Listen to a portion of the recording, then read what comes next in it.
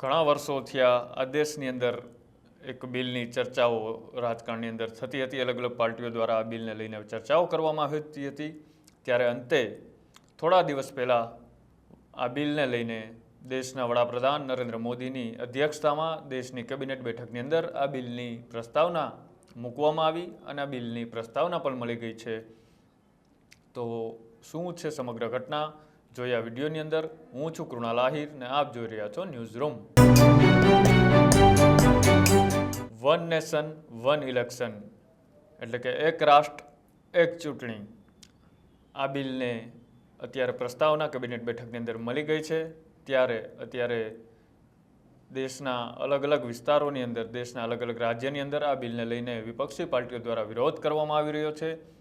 તો આ વિરોધના સૂર ગુજરાત સુધી પહોંચ્યા છે અને ગુજરાત બનાસકાંઠાના સાંસદ જ્ઞાનીબેન ઠાકોર આ બિલને લઈને શું પ્રતિક્રિયા આપી જોઈએ આ વિડીયોની અંદર. હમણાં વર્તમાન સમયમાં ભારત સરકારના કેબિનેટમાં એવો ઠરાવ કરવામાં આવ્યો કે સમગ્ર દેશમાં વન નેશન વન ઇલેક્શન એટલે એક જ સમયે બધા ઇલેક્શનો કરવા માટેનો જે એમણે ઠરાવ કર્યો છે કે હું માનું છું ત્યાં સુધી આ દેશની લોકશાહીના એક ઘણું દબાવવા સમાન છે, લોકશાહીની હત્યા સમાન છે. એટલા માટે કે ભારતીય જનતા પાર્ટીમાં એક સાથે વિધાનસભાના ઇલેક્શનો કરાવવાની તાકાત પણ નથી. તમારામાં તાકાત હોય તો ગુજરાતની અંદર 7,500 પંચાયતો બાકી છે, જિલ્લા પંચાયતો બાકી છે અને દેશની અંદર કેટલા બધા રાજ્યોની ચૂંટણી મહારાષ્ટ્રના બધી બાકી છે. એટલે એમનાથી થવાનું કાંઈ નથી.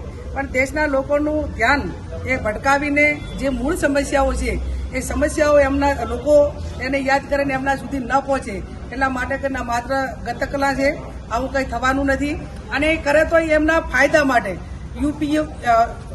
ઉત્તર પ્રદેશ હોય કે ગુજરાત હોય કે જે પણ ભાજપના રાજ્યો છે એ ઘણા બધા રાજ્યો એવા છે કે બીજી વખત 2027માં ચૂંટણી આવે તો વર્તમાન જે એમની નારાજગી છે કે એમને જે લોકો માટે કામ નથી કર્યા એટલા માટે વર્તમાન જે તે રાજ્યોની અંદર સરકાર આવવાની નથી.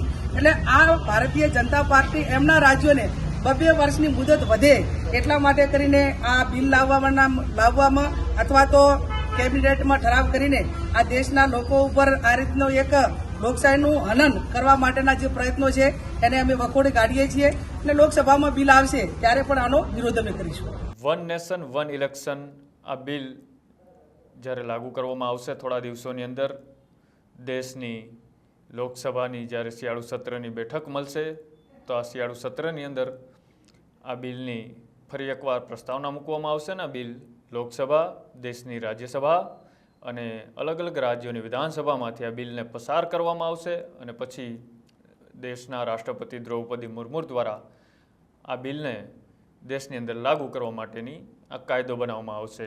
આ બિલ રામનાથ કોવિંદની અધ્યક્ષતાની અંદર એક કમિટીની રચના કરવામાં આવી હતી ને કમિટીએ આ બિલનો રિપોર્ટ તૈયાર કર્યો હતો ને રિપોર્ટ દેશના હાલના રાષ્ટ્રપતિ એટલે કે દ્રૌપદી મુર્મુને સોંપવામાં આવ્યો અને આવનારી ચૂંટણી 2029ની ઇલેક્શનની અંદર આ બિલને કદાચ આ દેશની અંદર લાગુ પણ કરી દેવામાં આવશે. તો આ બિલને લઈને આપણી શું છે પ્રતિક્રિયા અમારા કોમેન્ટ બોક્સની અંદર આપ જણાવી શકો છો અને આવી જ અવનવી અપડેટ્સ અને અવનવા વિડીયોઝ જોવા માટે આપ અમારી યુટ્યુબ ચેનલ ન્યૂઝરૂમને લાઇક કરો, શેર કરો અને સબસ્ક્રાઈબ કરો. નમસ્કાર.